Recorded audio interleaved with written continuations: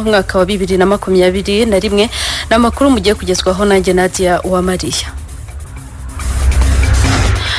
Amakuru yacu tuyahere kuri iyi nkuru y'uruzinduko rwa Perezida Samia Suluhu Hassan wa Tanzania.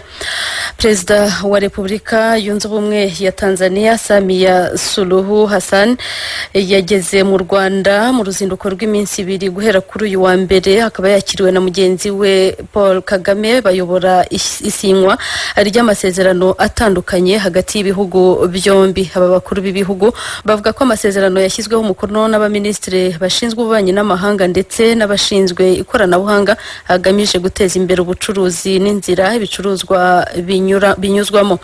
Inkuru irambuye twayiteguriwe na Simon Kamuzinzi. Amasezerano hagati ya Tanzania n'u Rwanda yashyizweho umukono n'abaministri bashinzwe ububanyi n'amahanga aribo Ambasaderi Liberata Mulamula ku ruhande rwa Tanzania hamwe na Dr. Vincent Biruta ku ruhande rw'u Rwanda. Andi ajyanye n'ikoreshwa ry'ikoranabuhanga mu nzego zishinzwe abinjira n'abasohoka yashyizweho umukono na Minisitiri w'ikoranabuhanga na Innovation Ingabire Paula na mugenzi we ushinzwe itumanaho muri Tanzania Dr. Faustine Ndugulire. N'amasezerano ashingiye ku mubano wa kivandimwe n'ubuhahirane nk'uko abakuru b'ibihugu byombi babibwiye itangazamakuru. Perezida wa Repubulika Paul Kagame yatangiye avuga ko u Rwanda na Tanzania bisangiye ibirenze imipaka kuko hari n'amateka bihuriyeho, ndetse akomeza avuga bimwe mu bigize ayo masezerano. Particularly the standard gauge railway line, milk production and improved port logistics. By'umwihariko hari umuhanda wa gari ya moshi, ibijyanye no gutunganya amata ndetse no kuvugurura imikorere inoze y'icyambu. U Rwanda rwiteguye gukorana bya hafi n'abavandimwe muri Tanzania, umuryango wa Afrika y'Uburasirazuba n'ahandi mu kwihutisha gukira icyorezo COVID-19.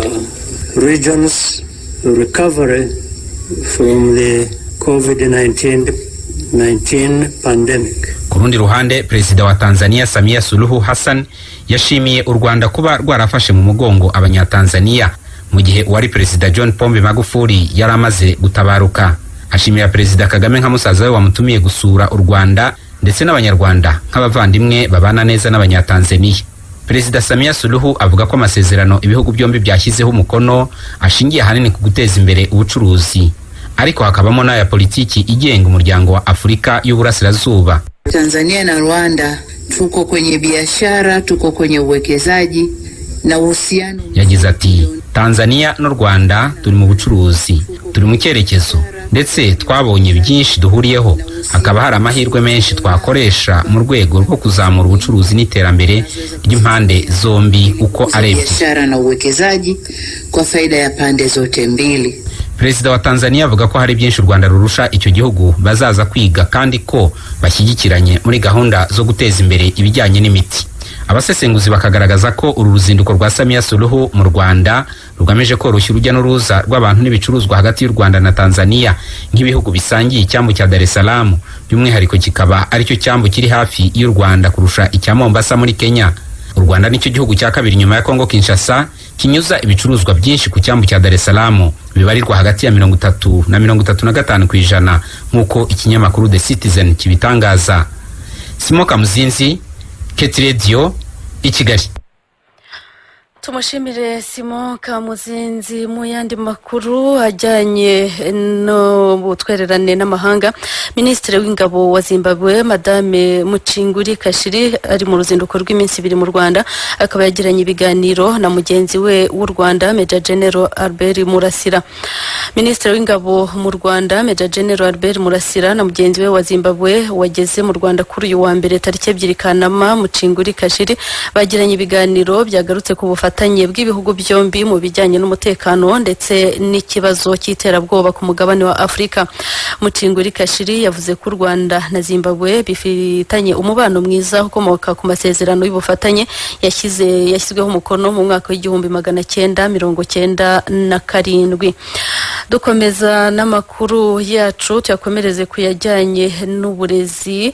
Abanyeshuri bo mu cyiciro cya mbere cy'amashuri abanza n'ay'inshuke kuva kuri uyu wa mbere tariki 2 Kanama 2021 batangiye igihembwe cya gatatu cy'umwaka wa 2020-2021 mu bigo by'amashuri byaba ibya leta n'ibyigenga mu karere ka Musanze. Kigali Today yabashije kugeramo ku munsi wa mbere wo gutangira amasomo y'igihembwe cya gatatu, yasanze abanyeshuri batangiye amasomo bijyanye n'ingamba zo kwirinda ikwirakwizwa rya COVID-19. Inkuru irambuye tuyibaze Ishimwe Rugira Giselle.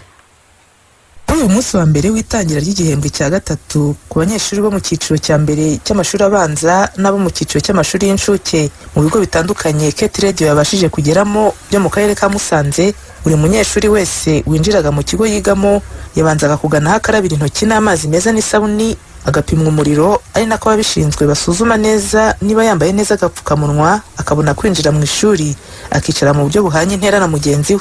Muri buri shuri umurezi yabanzaga gufata akanya akibutsa abanyeshuri ibyo basabwa mu kubahiriza ingamba zo kwirinda COVID-19. Mugomba kwitwararika rero niba bandifungure tukaza kwiga, mugomba kuzajya mwitwararika mukirinda kugira icyatuma uhura na COVID, sibyo? Bagaruka ku kuntu biteguye gufasha abana b'abanyeshuri mu myigire yabo, ari nako babifatanya no kwirinda COVID muri iki gihembwe kigiye kumara igihe gito ugereranije n'ibindi bihembwe bisanzwe. Bamwe mu barezi bashimangiye ko bagiye gukora iyo bwabaga ngo kizarangire neza. Kampira Brigitte na Nduwamungu Dancil ni bamwe mu barezi Kate Radio yaganiriye nabo. Tugomba kuba maso buri gihe tugakora akazi, ariko noneho muri bino bihe byarushijeho kugira ngo abana bacu badahura n'icyorezo cya coronavirus. Birumvikana ni igihe gito ariko tuzagerageza kucyitwaramo neza, nta mwanya dupfushije ubusa. Kurangiza programme mu kwezi kumwe yari iteganijwe mu mezi 3, numva ni ikibazo, ariko nk'uko tugomba kwishakamo igisubizo tugomba gukora uko dushoboye. Ku ruhande rwa bamwe mu banyeshuri nabo ngo biteguye kwirinda neza COVID-19. Twambara agapfukamunwa neza, twirinda COVID, dukaraba intoki n'amazi meza n'isabune. Tugomba kwirinda dutekanye, twane dushyize mu metero. Kimwe n'ababyeyi babo ngo bazabafasha gukurikirana ubuzima bwabo bwa buri munsi, cyane cyane bubahiriza ingamba zituma birinda iki cyorezo. Dushimishije kuko n'ubundi ku mwana ari mu rugo atari kwiga nabyo ni ikibazo. Ku ishuri hari icyo bibungura bakazashobora kwimuka bahari ubumenyi bamenye. Uri kubona ko ni abana batoya baba bari gukina bakunda kwegerana, nuko bashyira amakete bakajya bareba niba begeranye, wenda bakabibutsa ko bagomba gushyiramo intera no kwambara agapfukamunwa neza. Abayobora ibigo by'amashuri bahamya ko bagomba gukora iyo bwabaga bakarinda abana muri iki gihe bagiye kumara biga. Mujyanama Inyasi ayobora ikigo cy'amashuri abanza ya Fatima. Amasomo ntidushobora kuyagabanya, tugomba kuyigisha, kandi hari abajya bagira ngo hari amasomo y'ingenzi hari y'ingenzi. Nge ntabwo mbyemera. Amasomo yose niba leta yarashyizeho na y'ingenzi. Ubwirinzi dufite groupe y'abarimu, hari abarimu bagomba kuba hari kuwa mbere, hari abo kuwa kabiri, hari abo kuwa gatatu, bagomba gufasha abana gukaraba bakandika temperature ku buryo kuwa mbere tumenya temperature umwana yagize niba hari icyahindutse kugera kuwa gatanu. Ariko bafite agapfukamunwa, hari n'ubwo twigirira twebwe ubwacu, yaba yakibagiwe aho kumusubizayo ubwo tumuha ako dufite ku ishuri. Minisiteri y'Uburezi iherutse gusohora itangazo tariki 31 Nyakanga 2021 ryibutsa ibigo by'amashuri ko mu gihe abana bakurikirana amasomo bigomba kujyana no kubahiriza amabwiriza yo kwirinda icyorezo COVID-19 nk'uko yashyizweho n'inzego z'ubuzima, kandi bikarushaho gukorana bya hafi n'inzego zirimo n'urw'abakorerabushake rushinzwe gukurikiranira hafi uko amabwiriza yo kwirinda COVID-19 yubahirizwa. Ishimwe Rugira Giselle, Kate Radio imusanze. Amakuru kuri Kate Radio. Uyumvira kuri 96.7 FM i Kigali, 102 FM mu Burasirazuba, 101.1 FM ku bari mu Majyaruguru, 103.3 FM mu Burengerazuba, 107.9 FM mu Majyepfo. N'amakuru ya Kate Radio ukomeje kumva. Turagana ku musozo w'amakuru avugwa mu Rwanda, ariko tukivuga amakuru ajyanye n'uburezi. Bamwe mu babyeyi bafite abana bo mu cyiciro cya mbere cy'amashuri abanza n'ay'inshuke barasaba ko bakoroherezwa n'ibigo by'amashuri kuko bafite ibibazo bya mikoro nyuma ya guma mu rugo. N'abanyeshuri batangiye igihembwe cya gatatu kuri uyu wa mbere tariki 2 Kanama nyuma y'ibyumweru birenga 2 bari mu biruhuko byakurikiranye na guma mu rugo. Turere 8 twashyizwemo n'umujyi wa Kigali.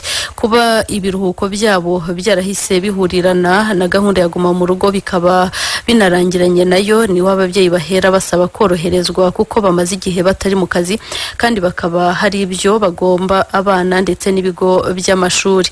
Ubuyobozi bw'ibigo by'amashuri ya leta Kigali Today yabashije kuganiriza byatangaje ko uretse no muri ibi bihe byaguma mu rugo bavuyemo n'ubusanzwe nta kibazo cyo kwirukana umunyeshuri kuko yabuze amafaranga y'ishuri bajya bagira. Ikibazo cyo kwirukana abanyeshuri kuko batarishyura amafaranga y'ishuri ahanini ngo gikunze kugaragara mu bigo by'amashuri yigenga. Umuyobozi w'ikigo cy'ishuri cya Little James Academy Gahongayire n'umuyobozi w'iryo shuri Gahongayire Emelda avuga ko amafaranga hatariyo bashyize imbere gusa kuko uko ibihe bihagaze nabo ngo babibona. Biteganyijwe ko abana baziga igihe kitarenze amezi 2 kuko igihembwe cya gatatu cyatangiye kuri wa 2 Kanama 2021 kikazarangira tariki ya 18 Nzeri 2021. Mu kanya gato ndagaruka twerekeza ku makuru avugwa hanze y'u Rwanda. Twicaye ku mvuzo kwa Mirenge ku Nenyo turakurikirana ibiganiro bya KT Radio.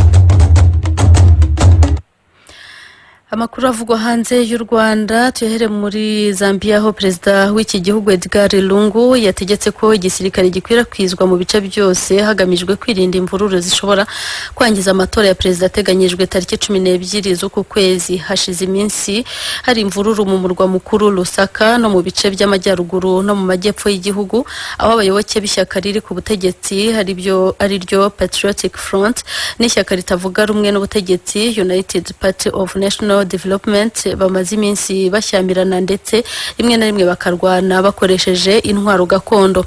Lungu y'imyaka 64 amaze imyaka 7 ku butegetsi kuko yabugiyeho asimbuye Michael Sata wapfuye muri 2014 mu matora agiye kuba azaba yiyamamariza manda ya kabiri. Muri ayo matora kandi azaba ahanganye na Hakainde Hichilema umwe mu batavuga rumwe na leta bakomeye muri icyo gihugu.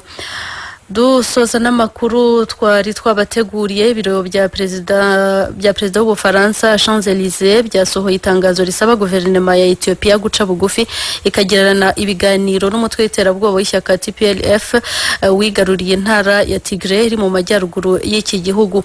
Ethiopia yabisabwe kugira ngo hashakwe umuturambye ku kibazo cy'umutekano muke muri Tigray watejwe n'umutwe wa TPLF unatangiye gutera izindi ntara zihana imbibi na Tigray nk'iya Amhara ndetse n'iya Afar.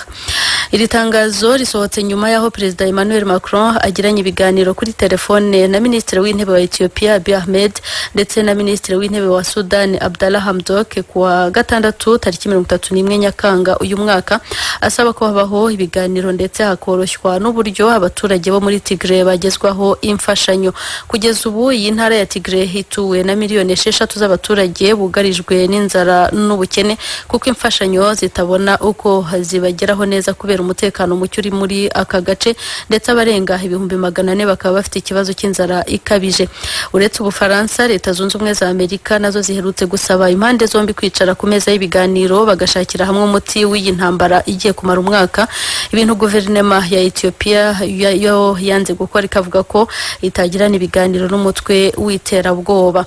Ndabashimiye abo twabanye muri aya makuru. Reka kuba tutatangiranye mbibutse zimwe mu ngingo z'ingenzi amakuru yacu yagarutseho. Perezida Kagame na Samia Suluhu Hassan wa Tanzania bayoboye isinywa ry'amasezerano y'ubuhahirane hagati y'ibihugu byombi mu ruzinduko Samia Suluhu Hassan arimo mu Rwanda. Minisitiri w'Ingabo wa Zimbabwe Madame Muchinguri Kashiri na wari mu ruzinduko rw'iminsi 2 mu Rwanda yakaba yagiranye ibiganiro na mugenzi we w'u Rwanda Major General Albert Murasira. Naho hanze y'u Rwanda ibiro bya perezida w'Ubufaransa byasohoye itangazo risaba guverinoma ya Ethiopia guca bugufi ikagirana ibiganiro na TPLF yigaruriye intara ya Tigray iri mu majyaruguru y'iki gihugu. Ndabashimiye mwese mukomeze mugira ibihe byiza munogera